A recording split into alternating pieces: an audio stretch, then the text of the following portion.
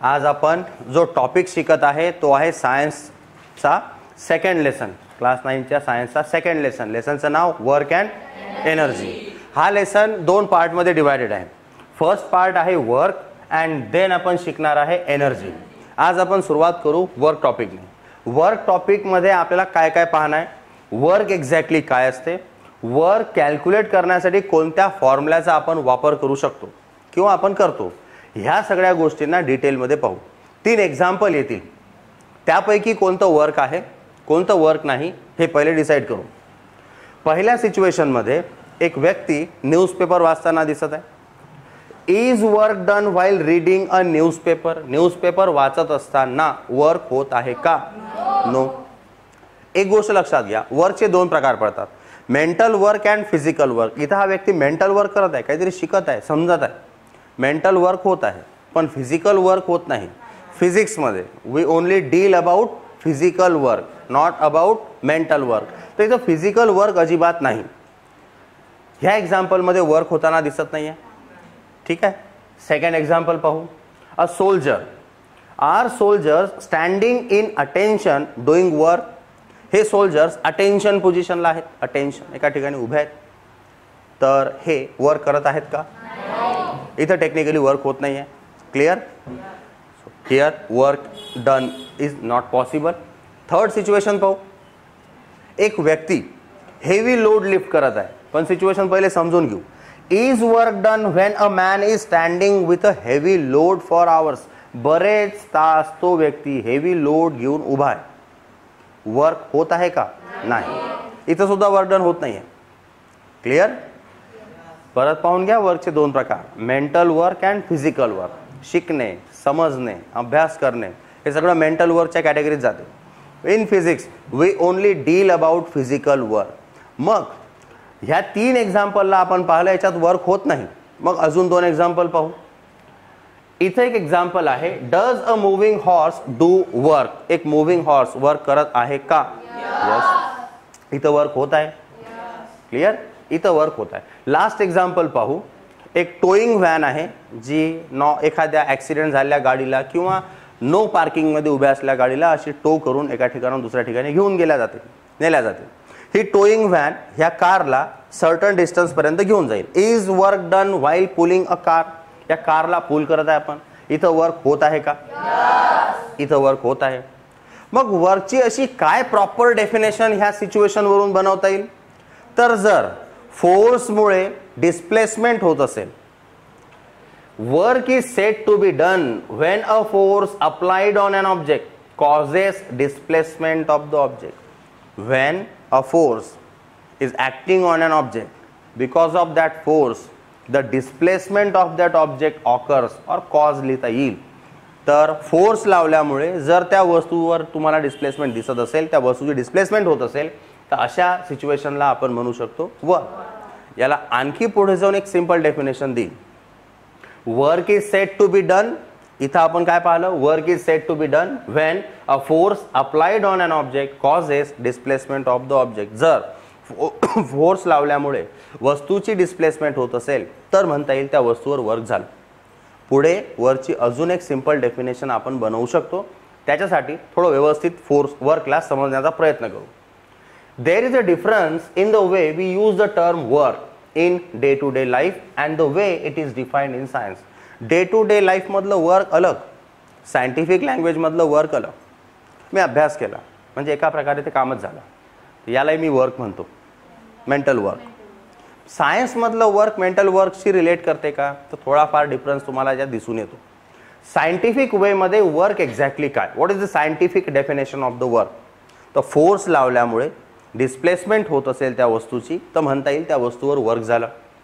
Late us understand work with the help of an example. चला एक example समजण्याचा प्रयत्न करू. एक्झॅक्टली आपण आता सायंटिफिक लँग्वेजमध्ये वर्कचं मिनिंग आणि वर्कचा अर्थ समजत आहे किंवा वर्क काय आहे एक्झॅक्टली हा कन्सेप्ट समजत आहे. ए टू बी 2 वस्तू आहेत. कन्सिडर पॉईंट्स ए अँड बी. हे 2 पॉईंट आहेत. आता या 2 सिच्युएशनच्या मधात आपल्याला वर्क कसं होते हे पाहायचं आहे. जर मी या दोघांना कनेक्ट करून एक प्लॅटफॉर्म बनवण्याचा प्रयत्न केला आणि एक वस्तू घेतली, वुडन ब्लॉक किंवा कोणतीही घेऊ शकता तुम्ही. इथे आपण घेतली एक वुडन ब्लॉक वस्तू जी की सुरुवातीला ए पॉईंटवर आहे. Object, consider an object at A. हा आहे ऑब्जेक्ट जो की ए पोझिशनला आहे. क्लिअर. आता मला ह्या वस्तूवर वर्क करणं आहे. मग याचा अर्थ काय? What needs to be done to move the block from point A to point B. मला या वस्तूला पॉईंट ए पासून पॉईंट बी पर्यंत आणणं आहे, म्हणजे डिस्प्लेसमेंट मला आणावी लागेल. तेव्हा कुठंतरी मला काय दिसेल? वर्क. मग मी असं काय करू शकतो याला मूव्ह करण्यासाठी पॉईंट ए टू पॉईंट बी? तर याच्यावर मी लावू शकतो एक फोर्स. फोर्स जसा लागेल तो त्याला मूव्ह करून देईल ए टू बी. क्लिअर. त्याला पॉईंट ए पासून पॉईंट बी मध्ये पर्यंत आणायचं असेल तर तुम्हाला करावं लागेल पुश, म्हणजेच फोर्स आहे. आपण पाहिलेला याच्या आधी फोर्सचे दोन, आपण त्याला सिंपल वेमध्ये पुश और पुल पण म्हणतो, यालाच फोर्स म्हणतात. मग पुश करावं लागेल त्या ब्लॉकला. आता जर मी असं ह्या ब्लॉकला पुश करेल म्हणजे ॲक्च्युअलमध्ये मी अप्लाय करत आहे फोर्स. पुश करणे म्हणजे काय? Applying force. या ब्लॉकला जर मी पुश केलं तर ब्लॉक ए पॉईंट पासून बी पॉईंट पर्यंत मूव्ह झाला. When we are pushing the block that means we are applying the force on that block. तो ब्लॉक ए पॉईंट पासून बी पॉईंट पर्यंत मूव्ह करेल. याचा अर्थ ब्लॉकनं डिस्प्लेसमेंट केलं ना. आता हा ब्लॉक कुठे पोहोचला? आणि ब्लॉकनं काहीतरी अंतरही पूर्ण केलं. So block moves certain distance. ते हे सर्टन डिस्टन्स आहे from point A to point B. म्हणजे मी असं म्हणू शकतो का ही डिस्प्लेसमेंट झाली एवढी. फोर्स पण इन्व्हॉल्व आहे. फोर्स लागल्यामुळे डिस्प्लेसमेंट आली. याचा अर्थ टेक्निकली तो वर्क झालेला आहे. In which direction is force applied. तर फोर्सची डायरेक्शन होती from point A to point B. अशी ती डायरेक्शन असेल from point A to point B. डायग्रामच्या फॉर्ममध्ये दाखवलं तर ते अशी असेल. इथून फोर्स अप्लाय झाला आणि वस्तूला इथं घेऊन आला. आता पाहू मग वर्क कोणत्या दिशेला झालं किंवा वर्क कसं झालं. In which direction does the block move. तो ब्लॉक मूव्ह झाला from point A to point B. हो की नाही. मग डिस्प्लेसमेंटची डायरेक्शन काय? तर डायरेक्शन ऑफ डिस्प्लेसमेंट पण सेमच आहे from point A to point B. याचा अर्थ वर्क करण्यासाठी दोन फॅक्टर्स गरजेचे आहेत. First factor is force and second factor is so work. Work has two factors, force and displacement. आता वर्क आपण काढण्यासाठी फोर्स आणि आपल्याला डिस्प्लेसमेंटची गरज पडते. So work is nothing but the product of force and displacement. Scalar product आहे हा. आता हायर क्लासेसमध्ये तुमच्या लक्षात येईल की स्केलर प्रॉडक्ट काय आणि वेक्टर प्रॉडक्ट काय. So work is the scalar product of force and displacement. Simply लक्षात ठेवणं आहे. Work done is the product of force and displacement. So W is equal to, वर्कसाठी घेतला आपण अल्फाबेट डब्ल्यू, फोर्ससाठी एफ. अँड फर्स्ट लेसनमध्ये laws of मोशनमध्ये आपण शिकलो डिस्प्लेसमेंटसाठी एस अक्षराचा वापर करता. डिस्प्लेसमेंटसाठी एस बनला फॉर्म्युला. इथून मी डेफिनेशनही देऊ शकतो. W is nothing but the product of F and S. F is force, S is displacement.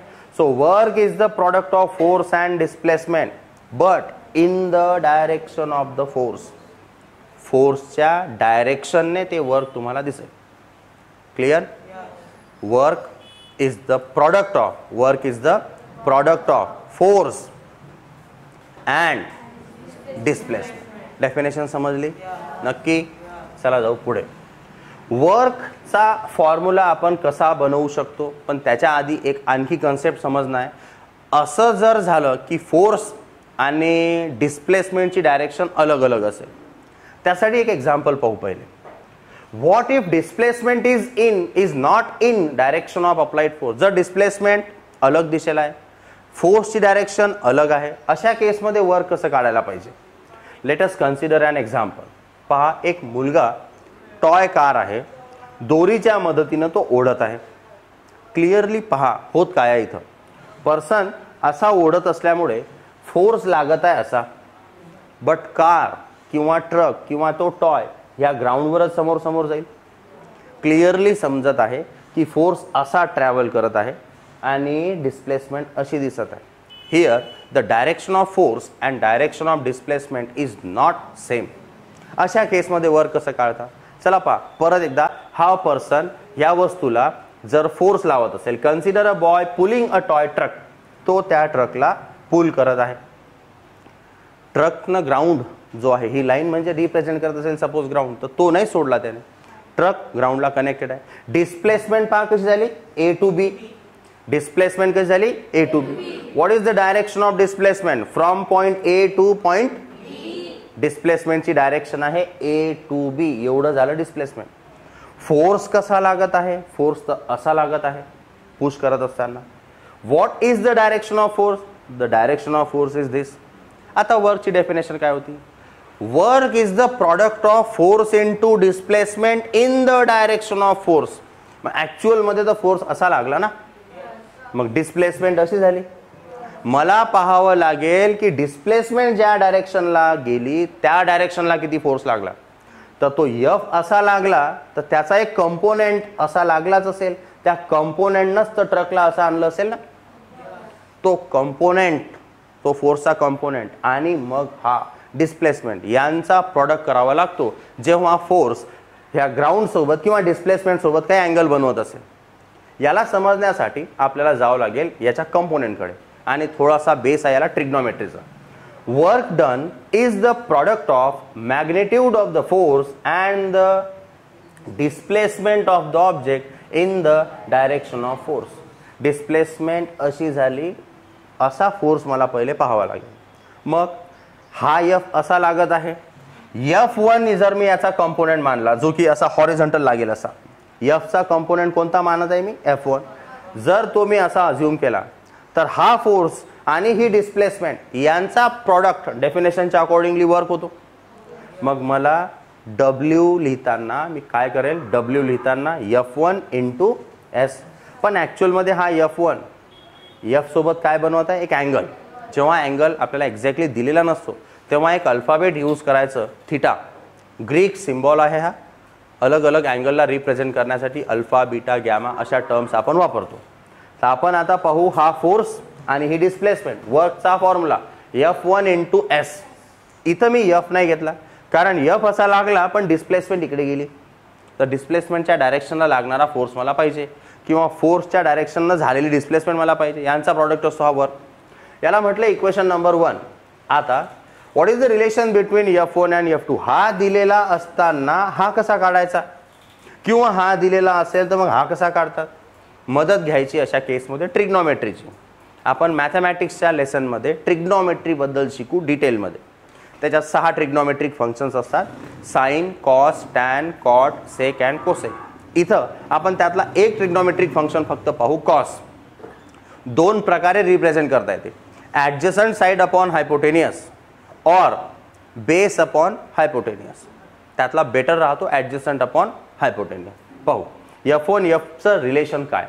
तर पहा, जर मी इथं हा अँगल पाहिला आणि त्या अँगलला व्हॅल्यू अज्युम केली theta, let theta be the angle that the string म्हणजे हा धागा त्या व्यक्तीच्या हातातला अँड द हॉरिझॉन्टल म्हणजे ही ती हॉरिझॉन्टल लाईन मेक करते, ह्या दोघांमधला जो अँगल बनतो तो काय अज्युम केला मी, थिटा.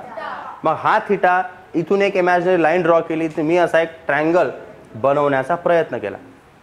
ह्या ट्रायंगलमध्ये पर्टिक्युलरली थिटासाठी कॉस थिटा काय असतो, बेस अपॉन हायपोटेनियस. या ट्रायंगलमध्ये हा आहे बेस, हा आहे हायपोटेनियस आणि याला आपण हाईट अज्युम करतो. फॉर्म्युला काय असतो, कॉसमध्ये बेस अपॉन साइन असता तर हाईट अपॉन हायपोटेनियस किंवा अपोजिट साइड अपॉन हायपोटेनियस. कॉसमध्ये म्हणता येईल ॲडजसंट साइड, थिटाला लागून आलेली side, adjacent side upon hypotenuse. Cos थिटाचा फॉर्म्युला ॲडजसंट अपॉन हायपोटेनियस किंवा बेस अपॉन हायपोटेनियस, दोन्ही गोष्टी एकच आहेत. या ट्रायंगलमध्ये बेस कोण आहे, हा. यालाच आपण काय म्हटलेलं आहे, अपॉन हायपोटेनियस, तो आहे हा. तर हायपोटेनियस कोण आहे, so cos theta is equal to काय होईल, हा झाला बेस, हा झाला हायपोटेनियस. कॉस थिटा काय होईल, परत विचार करा, base upon hypotenuse, base upon hypotenuse म्हणजे F1 अपॉन, व्हेरी गुड. हा जो F आहे डिवाइडला तिकडे जर पाठवला तर F इंटू कॉस थिटा होईल. इकडे काय राहणार, F1, F गेला मल्टिप्लायला, F into cos theta equal to F1 बनलं. मग मी F1 इकडे लिहितो आणि बाकीच्या टर्म ह्या साईडला लिहितो. हे होईल F1 is equal to F cos theta. Equation number 2. आता पहा, डब्ल्यूच्या फॉर्म्युल्यावर लक्ष द्या. W is equal to F1S होता. F1 मी इथं तयार केला. बस F1च्या जागेवर हा फोर्स उचलतो आणि तिथं ठेवतो. तर डब्ल्यूचा फॉर्म्युला काय होईल? डब्ल्यू इज इक्वल टू F1च्या जागेवर हा लिहायचा आहे आपल्याला. F1च्या जागेवर कोणती टर्म? या F1च्या जागेवर लिहिणं हे F cos थिटा. सोबत हा S येईल शेवटी. तो S फक्त मधात लिहिलेला आहे. F cos theta into S बनला Fs cos theta. When the force and displacement are not in the same direction, then use the relation W is equal to Fs cos theta. Very good. आता काही particular values cos थिटाच्या लक्षात ठेवायच्या. मी orally सांगतो, memorise करना आहे, नंतर हे तुम्हाला नोट डाऊन करना आहे. cos थिटाची व्हॅल्यू जर थिटा 0 असेल तर cos 0 1 होतो. when theta is 0, cos theta is 1. when theta is 90 degree, then cos 90 हा 0 होतो. and when theta is 180 degree, so cos 180 minus 1 होतो. cos 0 1, cos 90 0, cos 180 minus 1. ठीक आहे. अँगल इन्क्रीजिंग ऑर्डर मध्ये लक्षात ठेवायचे. 0 90 180 नंबर्स 1 0 minus 1. याला आता यूज करू आपल्या कन्सेप्ट मध्ये. Work done for the specific values of theta. Table घेऊ, अलग अलग अँगल जे आपण आता बोललो ते लिहू. थिटा घेतल्यानंतर मग कॉस थिटा किती होईल तो W is equal to Fs cos थिटाचा formula. And type of work कसं असेल कन्क्लुजन ते पाहू. पहिले थिटा घेऊ 0. ठीक आहे. तो कसा पहा. आता फोर्स या डायरेक्शनला आहे, सेम डायरेक्शनला डिस्प्लेसमेंट आहे. या दोन एरो मधला अँगल 0 झाला कारण एकाच एरोवर दुसरा एरो ठेवलेला आहे. सो फोर्सची डायरेक्शन अँड डिस्प्लेसमेंटची डायरेक्शन सेम आहे म्हणजे दोघांमधला अँगल 0 डिग्री आहे. So here theta is equals to 0. आणि मी मगाच सांगितलं cos 0 ची किंमत 1. सो cos 0 ची किंमत किती झाली 1. इमॅजिन करा, हा आहे तो cos थिटा. या cos थिटाची किंमत किती झाली 1. जर मी इथं 1 ठेवलं तर 1 इंटू Fs हा Fsच होईल. म्हणजेच काय W is equal to Fs. याची व्हॅल्यू झाली 1. 1 हा लिहिलेला नाही आहे. आता हे चेक करा की ह्या आन्सर मध्ये मायनसचं साइन आलं का. So here we can say that the work is positive. Clear. आता ह्या दोघांमधला अँगल चेंज करून पाहू. जर फोर्स आणि डिस्प्लेसमेंट मधला अँगल राईट अँगल असेल तर तो थिटा जो झाला दोघांमधला अँगल तो झाला 90 डिग्री. मग आज बोललो cos 90 0 होते. मग cos आणि हा 90 ठेवला तर किती होईल 0. आता तो cos थिटा इथं ठेवला, त्याची व्हॅल्यू 0 झालेली आहे ह्या सेकंड केस मध्ये. 0 इंटू Fs 0. मग W इज इक्वल टू काय झाला 0. Work done is 0. लास्ट केस, या दोघांमधला अँगल 0 पाहिला 90 पाहिला आता 180. जर ह्या दोघांमधला अँगल 180 असेल अशी सिच्युएशन असेल that angle is 180. They are exactly opposite to each other. Equal opposite डायरेक्शन्सला आहेत एकमेकांना. अँगल किती झाला 180. cos 180 मग इथं आला -1. हा -1 Fs ला मल्टिप्लाय करेल तर -Fs होईल.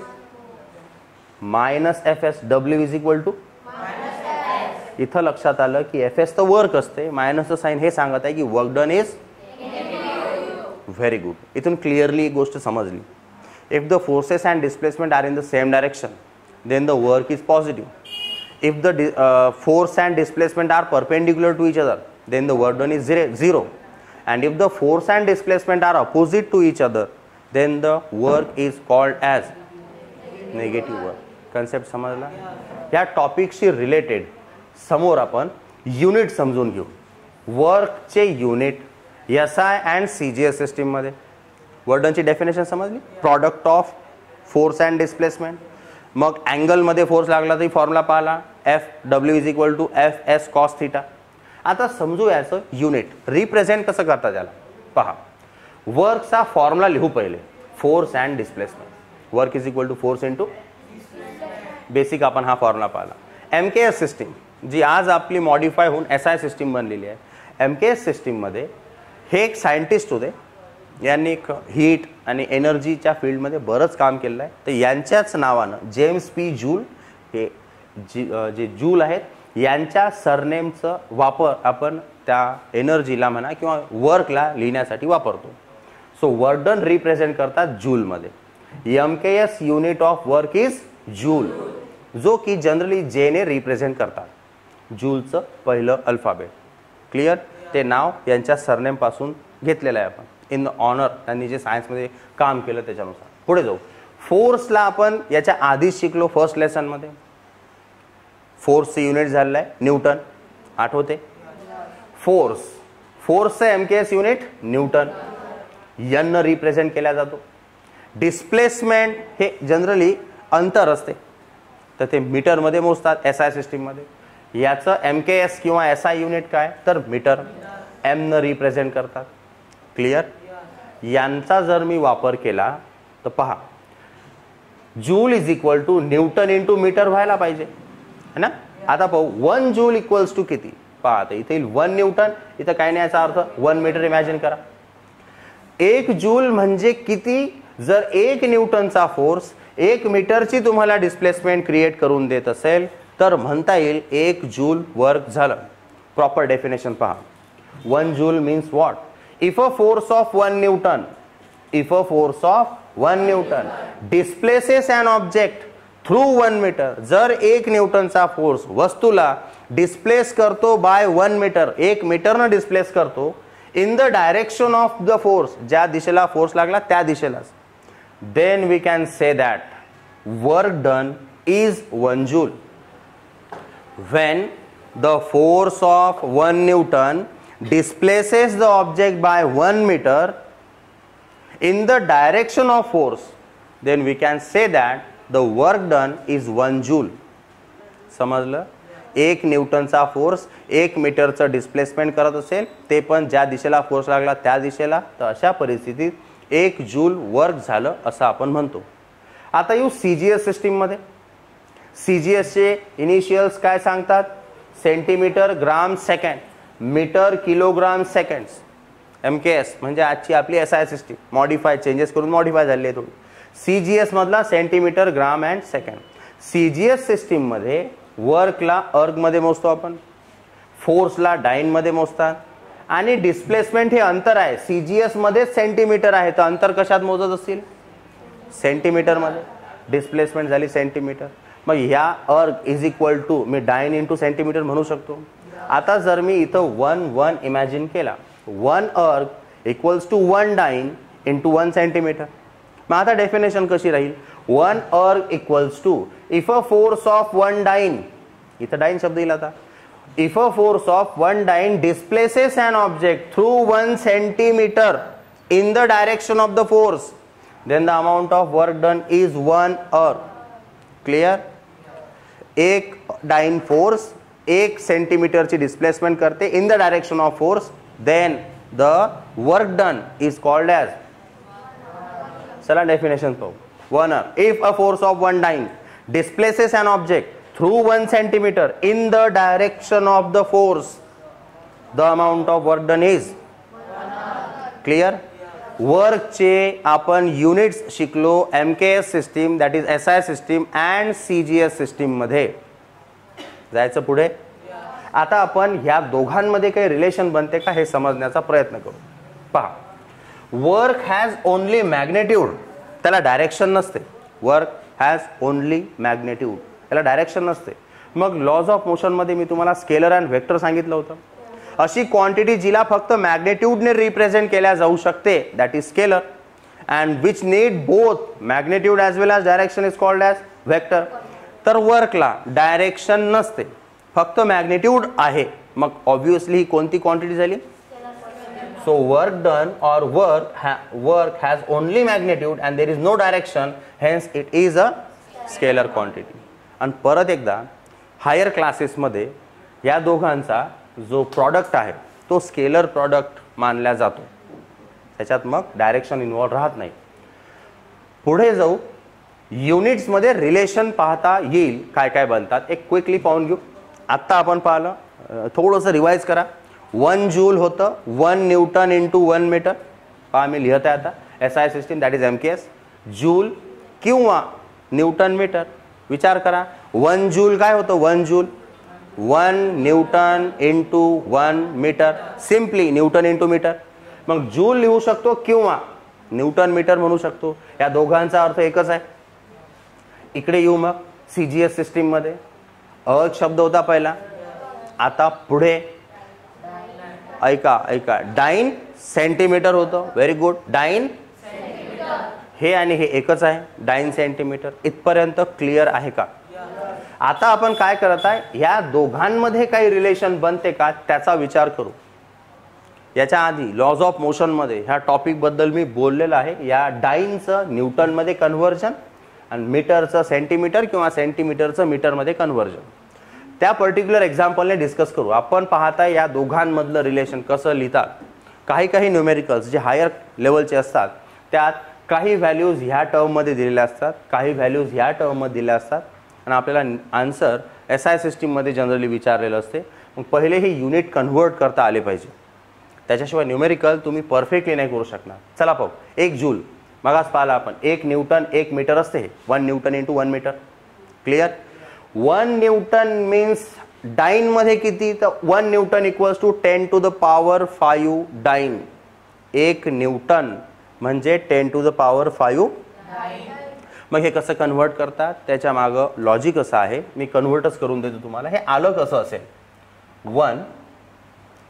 1 newton equals to 10 to the power 5 dyne नेमकं आलं कसं असेल पहा. CGS सिस्टीम आहे ही, ठीक आहे. लक्षात ठेव जा, सेंटीमीटर, ग्राम अँड सेकंड. तर टाइम इथं प्रेझेंट नाहीये, टाइमची आपल्याला गरज नाही. ऐका आता, फोर्सचा फॉर्म्युला मी सेकंड लॉ ऑफ मोशन मध्ये एक्सप्लेन केला. F is equal to ma, where m is the mass and a is the acceleration. आता विचार करा, मास लिहितात kg मध्ये, ॲक्सेलरेशन असते मीटर पर सेकंड स्क्वेअर, बरोबर. CGS सिस्टीम मध्ये ही टाइम सेकंड स्क्वेअर मध्येच आहे, म्हणजे मला ह्या टाइमची काही अडचण नाही आहे, कारण CGS मधला S काय आहे, टाइम इन सेकंड. तर हे तिकडे आणि इकडे सेम आहे, फक्त मला चेंज करणं आहे ह्या दोघांना. आता विचार करा, CGS सिस्टीम मध्ये मास कशात लिहितात, मग 1 किलोग्राम म्हणजे किती ग्राम, तर 1000. 1000 gram is equals to 1 kilogram. 1 metre म्हणजे किती सेंटीमीटर, कारण आता डिस्टन्स आपल्याला सेंटीमीटर मध्ये घेणार. 100. 1 metre equals to 100 centimetre. 1 metre is equals to 100 centimetre. Clear? इथे येईल 1, हे 3 आणि हे 2 झिरो झाले, 5 झिरो, 1 2 3 4 आणि 5. सांगा इथपर्यंत समजलं का? बस हीच टर्म मी लिहिलेली आहे 10 टू द पॉवर 5 आणि हे ग्राम इंटू सेंटीमीटर, दुसरं काही नसून डाइन लिहिल्या जाते. आणि हा जो फोर्स आहे SI सिस्टीम मध्ये, हा न्यूटन मध्ये मोजतात. याला तुम्ही 1 न्यूटन 1 न्यूटन 1 न्यूटन असं जर लिहत आले तर 1 newton is equals to 10 to the power 5 dyne. Concept समजत आहे का? हा नंबर कसा आला लक्षात आलं का? नक्की. चला आता इथून एक आणखी व्हॅल्यू लक्षात ठेवणार, 1 metre is nothing but 100 centimetre. आता येतो पुढे. आता मी तुम्हाला रिलेशन्स या दोघांमधले कसे बनतील ते समजावून सांगतो, ठीक आहे. चला पहा, 1 joule equals to 1 newton into 1 metre. 1 newton किती, 10 to the power 5 dyne. Just आता एक्सप्लेन केलं, समजलं सर्वांना. चला पाहू पुढे. 1 metre equals to 100 is nothing but 10 square. 100 सेंटीमीटरला 100 ला मी 10 स्क्वेअर लिहू शकतो. बस मी 1 न्यूटनच्या जागेवर लिहिणार आहे 10 टू द पॉवर 5. त्या 1 न्यूटनच्या जागेवर आला 10 टू द पॉवर 5 डाइन. या 1 मीटरच्या जागेवर येणार आहे 10 square centimetre. Law of indices वर लक्ष द्या. जर a raise to m, a raise to n असेल, बेस सेम असेल तर बेस एकदा लिहितात, पॉवर ऍड करतात. मग 10 raise to 5 plus 2 10 raise to 7. हा डाइन आणि हा सेंटीमीटर, डाइन सेंटीमीटर. मग डाइन सेंटीमीटरलाच तर अर्थ म्हणतात. डाइन सेंटीमीटर म्हणजेच कोणाचं दुसरं नाव आहे, हे हटवतो या जागेवर काय लिहिता येईल, आणि तिकडे तर होतं 1 joule. So 1 joule is equals to 10 to the power 7 अर्थ. कन्सेप्ट समजला का? युनिट कन्व्हर्जन्स लक्षात राहतील का? ठीक आहे, नोट डाऊन करा. चला लक्ष द्या. जी आतापर्यंत आपण थेअरी डिस्कस केली, फॉर्म्युला पाहला, याचे काही न्यूमेरिकल्स ट्राय करू. वर्क अँड एनर्जी मधला फक्त सध्या आपण वर्क पार्ट शिकलो, फॉर्म्युला पाहला, कंडिशन्स पाहिल्या, एक फॉर्म्युला पाहिल्यानंतर आता जस्ट त्याचं एक न्यूमेरिकल पाहू, युनिटचं कन्व्हर्जन पण शिकवलं. चला न्यूमेरिकल आज आपण टाईप ए चे पाहत आहे, ओनली डिपेंडेंट ऑन वर्क. पाहू फर्स्ट न्यूमेरिकल. फॉर्म्युला असेल W is equal to F S cos theta, आणि जर थिटा मेन्शन केला नसेल तर तुम्ही simply W is equal to F एसचा वापर करू शकता. क्लिअर? किंवा त्या केसमध्ये थिटा 0 अज्युम करायचा आणि कॉस 0 1 होते, म्हणून आपण त्याला F S equal to W लिहू शकतो. थिटा हा अँगल आहे फोर्स आणि डिस्प्लेसमेंट मधला, एवढी फक्त गोष्ट लक्षात ठेवा, न्यूमेरिकल मध्ये याची मदत होईल. स्टार्ट करू first question. Ravi applied a force of 10 newton. Ravi नावाच्या व्यक्तीनं 10 न्यूटनचा फोर्स लावला आणि एक बुक 30 सेंटीमीटर मूव्ह केली. इथे एक इंटरेस्टिंग फॅक्ट, हा न्यूटन एमकेएस सिस्टीमचा आहे, हे सेंटीमीटर सीजीएस सिस्टीमचा आहे. एक व्हॅल्यू एमकेएस मध्ये आहे, दुसरी व्हॅल्यू सीजीएस मध्ये आहे. दोघांना सेम केल्यावरच क्वेश्चन पुढे सॉल्व्ह होईल. चला पाहू. Given Ravi applied a force of 10 newton. Force किती झाला? 10 newton. Move a book 30 centimetre in the direction of force. तर मग पहा, फोर्सची डायरेक्शन आणि डिस्प्लेसमेंटची डायरेक्शन सेम आहे, अशा वेळेस थिटा 0 असतो, बरोबर. आणि कॉस 0 1 होतो, बरोबर की नाही. फोर्स आणि डिस्प्लेसमेंटची डायरेक्शन सेम असल्यामुळे ह्या केसमध्ये थिटा झाला 0 आणि कॉस 0 होतो 1. लक्षात ठेवायचं. आता जाऊ पुढे. बुकची डिस्प्लेसमेंट आहे 30 सेंटीमीटर. हे एमकेएस मध्ये आहे, म्हणजे हे मीटर मध्ये पाहिजे होतं. क्लिअर? दोन्ही क्वांटिटी सेम पाहिजे. असंही करू शकता, याला सीजीएस मध्ये घेऊन जा, आन्सर येईल. पण आन्सर सीजीएस सिस्टीम मध्ये तुमचं येईल. बेटर राहते एसआय सिस्टीम मध्ये कॅल्क्युलेशन्स कर. मग 30 सेंटीमीटरला मीटर करायचं असेल तर 100 ने डिवाइड करावं लागेल. सो 30 सेंटीमीटरला मीटर करण्यासाठी डिवाइड केलं कितीने? 100 ने. सध्या याला असंच ठेवतो, कारण 0 नंतर डायरेक्टली कॅन्सल होतात, कॅल्क्युलेशन इझी राहील. फाइंड करणं आहे वर्क. मग आपल्याला माहिती आहे formula, W is equal to F S cos theta. W is equal to F S cos theta. Formula लिहिला, व्हॅल्यू ठेवा. आता W is equal to F च्या जागेवर 10, एस 30/10 इंटू कॉस थिटा. तर कॉस थिटा, थिटाची व्हॅल्यू 0, कॉस 0 ची value 1, direct लिहू शकता 1. हा 0 आणि 10 मधला एक 0 कॅन्सल होईल, एक 0 100चा आणि एक 0 30चा कॅन्सल होईल. 10चा एक 0, 100चा एक 0 कॅन्सल, 30चा एक 0 आणि 100चा एक 0 कॅन्सल. राहिल्या टर्म्स काय? 3 × 1 3, again 3 × 1 3. So W is equal to 3.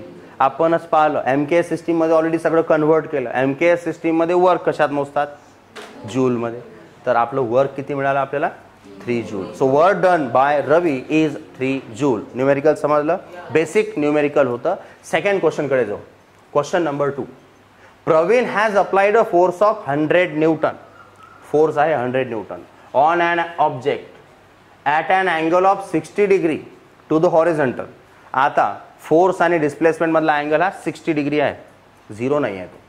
The object gets displaced in the horizontal direction and 400 joule work is done. Work किती झालं हे पण दिलं, म्हणजे डिस्प्लेसमेंट आपल्याला विचारलेली आहे. What is the displacement of the object.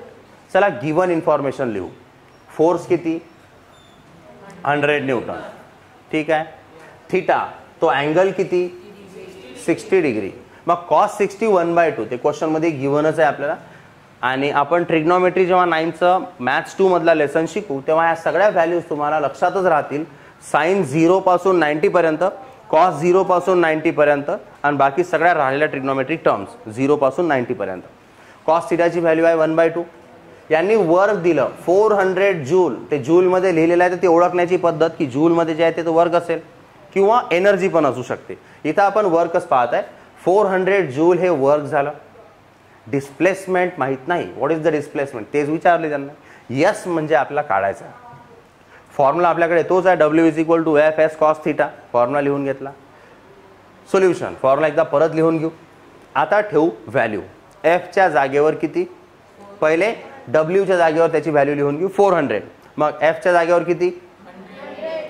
S माहित नाही, तसाच ठेवला. कॉस थिटाची व्हॅल्यू 60, थिटाची व्हॅल्यू 60 आणि देन कॉस 60 ची व्हॅल्यू 1/2. मी डायरेक्ट इथे लिहू शकतो 1/2. आता हा जो 2 डिवाइडला आहे द्या पाठवून तिकडे, 400 ला मल्टिप्लाय करेल. मग हा 100 S ला मल्टिप्लाय करणारा जेव्हा तिकडे जाईल तर डिवाइडला जाईल. इथं राहिला फक्त S. 100 चे दोन्ही 0, 400 च्या दोन्ही 0 सोबत कॅन्सल होतील, ते झाले कॅन्सल. 4 × 2 8/1 8च होणार आहे. 4 × 2S दॅट इज S = 8. आता मला सांगा, हे सगळं न्यूटन जूल हे MKS सिस्टीम मध्येच युनिट होते, तर माझं आन्सर ही जे येईल डिस्प्लेसमेंटचं ते MKS मध्येच येईल, SI सिस्टीम मध्ये. डिस्टन्स डिस्प्लेसमेंट SI सिस्टीम मध्ये कशात मोजतात? So displacement is S metre. So therefore the object will be displaced through 8 metre. Basic numericals आज आपण पाहिले. टॉपिक कोणता? ठीक आहे. आता वर्क जर समजलं तर टाइप्स ऑफ वर्क कडे जाऊ. टाइप्स ऑफ चला पहा. टाइप्स ऑफ वर्क मी कसं लिहू शकतो? 3 प्रकार असतात, पॉझिटिव्ह, नेगेटिव्ह, झिरो. शांततेनं कन्सेप्ट समजायचा. Positive work, negative work and zero work. You positive work कडे. एक्झाम्पल्स पहिले समजून घ्या, लगेच तुम्हाला positive work, negative work, zero work ओळखता येतील.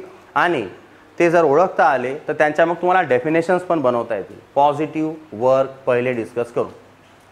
एक्झाम्पल पहा. Consider a person pushing a car. हा पर्सन ह्या कारला पुश करत आहे असा. फोर्सची डायरेक्शन आणि डिस्प्लेसमेंटची डायरेक्शन काय हे समजण्याचा प्रयत्न करा. ज्या दिशेला फोर्स लागत आहे त्याच दिशेला मला डिस्प्लेसमेंट होताना दिसत आहे. Here the direction of the force and the direction of displacement is same, then this type of work is called as, चला पाहू. यांना फोर्स अप्लाय केला. A car moves certain distance, hence work is done. Force लागला, displacement झालं, म्हणजे work झालेलंच आहे. आता इथं डायरेक्शन ऑफ फोर्स काय आहे? तर असं त्यांना ढकललं, अशी फोर्सची डायरेक्शन असेल. मग डिस्प्लेसमेंटची डायरेक्शन काय? तर डायरेक्शन ऑफ डिस्प्लेसमेंट, कार इथून इकडे गेली तर same displacement of direction same आहे. ह्या 2 लाईन पॅरलल आहेत असं जर मी अज्युम केलं तर यांच्यातला अँगल 0 झाला. जर ह्या लाईन पॅरलल नसत्या, इमॅजिन करा ही वरची लाईन अशी असती तर आता अँगल बनला. अशी घेतली तर 0 अँगल बनला. If the 2 lines are parallel or they same लाईनवर असतील, कोइन्सिडंट असतील, तर अँगल किती असतो? 0 0. अँगल किती असतो? 0. आता हे झालं पॉझिटिव्ह वर्क. दोघांची डायरेक्शन सेम, दोघांमधला अँगल 0 आहे हे पण नोटीस केला आपण. इथं पहा, the angle form between the force and displacement. ह्या सिच्युएशन मध्ये या दोघांमधला अँगल किती? नक्की 0. So this type of work is called as positive work. त्या अँगल किती झाला? हा 0. अशा वर्कला काय म्हणता येईल? Positive work. मग प्रॉपर डेफिनेशन काय? तर डेफिनेशन ही खूप इझी आहे. When the force and displacement are in the same direction, when the force and displacement are in the same direction, that means theta 0 झाला. when the displacement and the direction of force or displacement and force are in the same direction, तेव्हा theta किती होतो? 0. and then this type of work is called as, definition easy आहे. if the direction of force and direction of displacement is same, that means angle between these two is 0, then the type of work is called as positive work. Second situation कडे जाऊ. Negative work समजण्याचा प्रयत्न करू. काय होत असेल? पहिल्या वाल्याला एकदा परत सांगा. फोर्सची डायरेक्शन, डिस्प्लेसमेंटची डायरेक्शन सेम होती, दोघांमधला अँगल 0 होता. आता नेगेटिव्ह वर्क थोडं त्याच्या उलटच असेल. मग हा पाहू. एक एक्झाम्पल आहे. एक पर्सन दोरीच्या मदतीनं एक हेवी लोड लिफ्ट करत आहे वरच्या दिशेला. ठीक आहे. आता पाहू. जेव्हा हा फोर्स लावेल, विचार कर, हा दोरी खालच्या दिशेला उडणार आहे. मी म्हणू शकतो का फोर्स असा खालच्या दिशेला लागला? वस्तू वर जाताना दिसेल. फोर्स खाली लागत आहे, वस्तू वर चालली. ठीक आहे. एक्झाम्पल बनत आहे नेगेटिव्ह वर्कचं. Consider lifting a load using a pulley. एक पुली अँड रोप सिस्टीमच्या मदतीने हे लोड आपण वर उचलत आहे. मग फोर्स कसा लागेल पहा. हा जेव्हा त्याला दोरीला ओढेल, वस्तू हळूहळू वर जाईल. वस्तू इथं होती, वस्तू इथं पोहोचली. डिस्प्लेसमेंटची डायरेक्शन अपवर्ड आहे. त्या दोरीला मला असं खाली ओढावं लागेल. सो फोर्सची डायरेक्शन खाली आहे, फोर्स खाली, डिस्प्लेसमेंट वर, दोघं एकमेकांचे एक्झॅक्टली अपोजिट आहे. Very good. when the rope is pulled downward, load is lifted upward. Work is done. इथं वर्क डन झालं, फोर्स लागला, डिस्प्लेसमेंट झाली, ऑब्व्हियसली वर्क डन झालं. मग डायरेक्शन समजण्याचा प्रयत्न करू. डायरेक्शन ऑफ अप्लाइड फोर्स काय आहे? अप्लाइड फोर्सची डायरेक्शन डाऊनवर्ड की upward? Direction of force, very good, force आहे डाऊनवर्ड असा. आता येते direction of displacement. What is the direction of displacement? Displacement इथून इथपर्यंत झालं, direction of displacement is upward. S. जर या दोघांमधला अँगल पाहिला तर हा किती बनताना दिसेल? Very good. अपोजिट डायरेक्शन आहे दोघांची, दोघांमधला अँगल पाहू. आता angle form between the force and displacement. What is the angle in this situation? Very good. Clear. आणि 180 अँगल मध्ये त्या मागच्या टेबल मध्ये आपण असं डिस्कस केलं की जर तो अँगल 180 असेल तर कॉसची व्हॅल्यू -1 होते, तोच मायनस त्या कॅल्क्युलेशनला निगेटिव्ह करतो आणि वर्क काय होते? Negative work. सो इथं अँगल बनला 180. So now this is the definition of negative work. पण तिला न पाहता ह्या सिच्युएशन वरूनच सांगता येते. पहिल्या केसमध्ये काय होतं? पॉझिटिव्ह वर्कमध्ये direction of force and direction of displacement are in the same direction, there is angle 0. इथं डायग्रामला पाहून समजते. If the displacement of direction of displacement and direction of force is exactly opposite, that means angle between these two is, then the work is, पहा definition, when the force and the displacement are in the opposite directions, where theta is 180, then the work done by the force is, very good. समजले example. Last topic कडे येऊ. Zero work. Zero work मध्ये दोन अलग अलग cases आहेत, दोन्ही समजावून सांगतो. शांततेनं समजा आणि टॉपिकला व्यवस्थित क्लिअर करा की याच्यात काय आहे. क्लिअर करतो. झिरो वर्क मध्ये दोन केसेस होतात अलग अलग. केस 1 चा पहिले विचार करू. काय होत असेल याच्यात? एक हेवी स्टोन आहे, एक पर्सन त्याला पुश करण्याचा प्रयत्न करत आहे. त्याच्या तुलनेनं ती वस्तू जरा जास्तच हेवी असल्यामुळे त्या फोर्सचा एवढा काही खास इफेक्ट आपल्याला दिसणार नाही. इव्हन तो दगड हलणार नाही जागेवर. Consider a man pushing a stone. मग आता तो फोर्स तर लावतच आहे पण दगड जागेवरून जात. डायरेक्शन पहा फोर्सची. फोर्स असा लावत आहे तो व्यक्ती. In which direction force is applied? So from असं जर बोलतो तर ह्या साइड पासून ह्या साइड कडे. न समजा मी इथं ए बी लिहिलं तर बी टू ए. क्लिअर. फोर्स लागला पण दगड जागेवरून हल्लाच नाही. सो डिस्प्लेसमेंट तर 0 झाली. इथं डिस्प्लेसमेंट झालीच नाही म्हणजे डिस्प्लेसमेंट काय झाली? Will the stone move? हा फोर्स लावत आहे. Will the stone move? Stone move करणार नाही. याचा अर्थ फोर्स लागल्यावर डिस्प्लेसमेंट झालीच नाही. अशा केसमध्ये जे वर्क आहे त्याला झिरो वर्क म्हणतात. Here displacement is 0. So this type of work is called as zero work. Hence the force is applied but displacement is 0. Force is applied but work done is 0. ही येईल मग आता याची proper एक scientific definition. When the applied force does not cause any displacement, force लावल्यावरही displacement जर होत नसेल तर अशा वर्कला म्हणता येईल झिरो वर्क. यातला पहिला पार्ट क्लिअर झाला का? अर्धच शिकलो आपण आता झिरो वर्क. आता याच्यातली सेकंड केस, केस नंबर 2. इमॅजिन करणं आहे एक अर्थ आणि तिच्या अराउंड रिव्हॉल्व करणारा मून. पहा ही आपली अर्थ आहे, याच्या अराउंड मून आहे. तो असा सर्क्युलर ऑर्बिटमध्ये रिव्हॉल्व करतो. Moon revolves around the earth in a particular orbit. कोणतीही वस्तू जर मी अशी सोडली तर ही अर्थ आपल्याकडे अट्रॅक्ट करेल. तो ऑब्व्हियसली मून पण एक वस्तू आहे. मूनला ही अर्थ आपल्याकडे अट्रॅक्ट करेल. बरोबर आहे. क्लास 10th मध्ये ग्रॅव्हिटेशनमध्ये याच्यावर डिटेलमध्ये डिस्कशन करता येते. त्याच्यात दिलेला आहे आपल्याला टॉपिक. पण सध्या आपण इथे एक छोटासा पॉईंट पाहू. कोणतीही वस्तू सोडली तर ग्रॅव्हिटी, अर्थची ग्रॅव्हिटी तिला आपल्याकडे अट्रॅक्ट करेल. ऑब्व्हियसली मग अर्थची जो ग्रॅव्हिटेशनल फोर्स आहे तो मूनवरही दिसेल. मग ह्या मूनला अर्थ असं पुल करण्याचा प्रयत्न करेल, हो की नाही? Direction in which gravitational force acts on the moon, तो ग्रॅव्हिटेशनल फोर्स असा लागेल. फोर्स असा लागला पण मून अर्थकडे अट्रॅक्ट होत नाही, कारण मूनला एक व्हेलॉसिटी आहे. त्या व्हेलॉसिटीने मून असा टँजेन्शियल सर्कलला एखादी लाईन जर टच करून जात असेल तर तिला टँजंट म्हणतात. आणि त्या लाईनच्या डायरेक्शननं जर कोणती वस्तू मूव्ह होत असेल तर त्याला टँजेन्शियल व्हेलॉसिटी म्हणतात. तर हा मून याला अशी व्हेलॉसिटी असल्यामुळे तो असा कॉन्स्टंटली मूव्ह करेल. पण आता हा मून इथं आला, फोर्स असा, ते टँजेन्शियल व्हेलॉसिटी अशी. हा मून रिव्हॉल्व करत करत इथं आला तर ग्रॅव्हिटेशनल फोर्स अर्थकडे आणि ती टँजेन्शियल व्हेलॉसिटी अशी. ईच अँड एव्हरी पॉइंटला हे दोघं एकमेकांची डायरेक्शन बदलत राहते, पण त्यांच्यातला अँगल कधीच नाही बदलणार. पहा, मी थोड्या वेळात त्याला अजून डिटेलमध्ये सांगतो. Direction in which the moon revolve और मून मूव्स, मून असा जातो, बरोबर.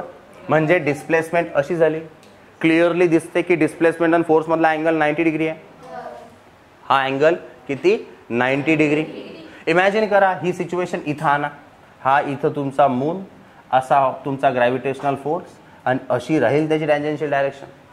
मूनची position point to point change होईल, पण त्या दोघांमधला अँगल कधीच नाही बदलणार, तो 90च राहील. Does the moon come closer to the earth, अर्थचा ग्रॅव्हिटेशनल फोर्स लागत आहे तर अर्थकडे मून अट्रॅक्ट होत आहे का? नाही. तो मून अराउंड द अर्थ फिरत आहे, अर्थकडे अट्रॅक्ट झाला नाही. पहा, फोर्स लागल्यावरही डिस्प्लेसमेंट नाही झाली. फोर्स लागल्यावरही डिस्प्लेसमेंट झाली का? नाही. बरं, फोर्स लागला, डिस्प्लेसमेंट होत आहे, पण अशी होत आहे ती. In the direction of force झाली का? नाही. फोर्स लागल्यावरही डिस्प्लेसमेंट मला दिसली नाही. मग अशा केसमध्ये मी म्हणू शकतो की वर्क डन काय आहे? वर्क झालंच नाही. Does the moon come closer to the earth? No, moon does not come closer to the earth. तो आलाच नाही त्याच्या क्लोज, मग याचा अर्थ वर्क झालंच नाही. So there is no displacement in the direction of force, hence work done is 0. आता येईल second definition. When the force and displacement are perpendicular to each other, that means angle between these two is 90 degree, then the work done is 0.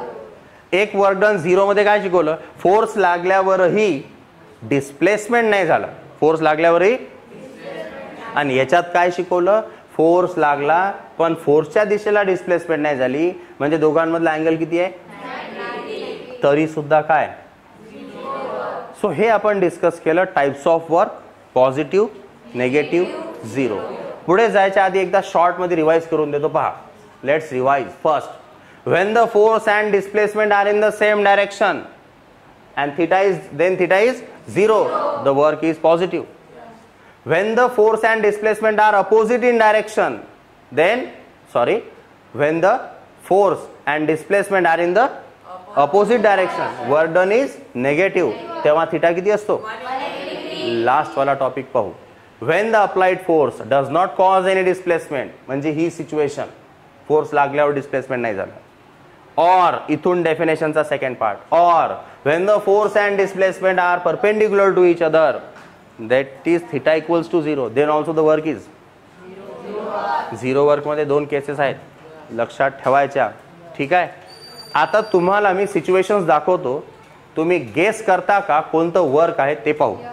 Identify the type of work, identify the type of. Example देतो, विचार करून उत्तर द्यायचे. Positive work कोणतं, negative work कोणतं, 0 work कोणतं. एक person gym मध्ये वर्कआउट करत आहे, क्लिअरली दिसते. फोर्सची डायरेक्शन अपवर्ड, डिस्प्लेसमेंटची direction upward, both are in the same direction. Theta 0 असेल. Very good, positive work. ठीक आहे. एक्सप्लेनेशन याचं कारण का? Force and displacement are in the same direction. समजलं का? नक्की. सेकंड सिच्युएशन कडे जाऊ. हे आपण एक्सप्लेनेशन पाहतानाच हे शिकलो, तर हे गेस करणं एकदमच इझी आहे, तरी एकदा क्लिअर करतो. फोर्स हा डाऊनवर्ड आहे, पर्सन पुल, त्या रोपला पुल करेल खाली, फोर्स डाऊनवर्ड, वस्तू वर लिफ्ट होईल, displacement upward, both are in the opposite direction, म्हणजे यांच्यातला अँगल 180 डिग्री आहे. Then the work is very good. Last 0 work. याचं एक्सप्लेनेशन पाहून घ्या. Force and displacement are in the opposite direction. एक एक्झाम्पल हे पाहू. पुशिंग द वॉल, त्या स्टोन सारखंच आहे. फोर्स लावल्यावरही वॉल जागेवरून हलणार नाही. जरा जास्तच लोक लावले तर मे बी चान्स आहे, बट या सिच्युएशनमध्ये वॉलला पुश करताना वॉल जात नाही आहे, फोर्स लागल्यावर डिस्प्लेसमेंट होत नाही आहे, then the work is. Last example, ते रिव्हॉल्युशनवालं. याचं एक्झाम्पलचं एक्सप्लेनेशन पाहून घ्या. झिरो डिस्प्लेसमेंट आहे म्हणून एक पर्सन बॉलला असं कॅच करण्याचा प्रयत्न करत असेल तर बॉल वरच्या दिशेनं खाली येत आहे, डिस्प्लेसमेंट खाली आहे, त्याला पकडण्यासाठी त्याच्या अपोजिट फोर्स लावावा लागेल, नेगेटिव्हवर कॅचिंग द बॉल. एक आणखी एक्झाम्पल पाहून घेऊ ज्याच्यात त्या झिरो वर्कची सेकंड केस येते. आन्सरच देऊन दिलं मी तर तुम्हाला ओळखणं तर सोपंच झालं. ठीक आहे. याच्यात काय आहे, फोर्स आणि डिस्प्लेसमेंट अपोजिट आहे. एक दगड आहे, त्याला दोरी बांधली आणि त्याला जर मी असं फिरवलं तर तो सर्कलमध्ये फिरत राहील. दोरीच्या दिशेला फोर्स पण दगड असा मूव्ह करेल. दोघांमधला अँगल किती? सो डिस्प्लेसमेंट इथं होईल पण फोर्सच्या डायरेक्शनला नाही होणार. म्हणून अशा एक्झाम्पलला म्हणता येईल झिरो. टॉपिक समजला? Here force and displacement are perpendicular to each other. लक्षात राहील? ठीक आहे.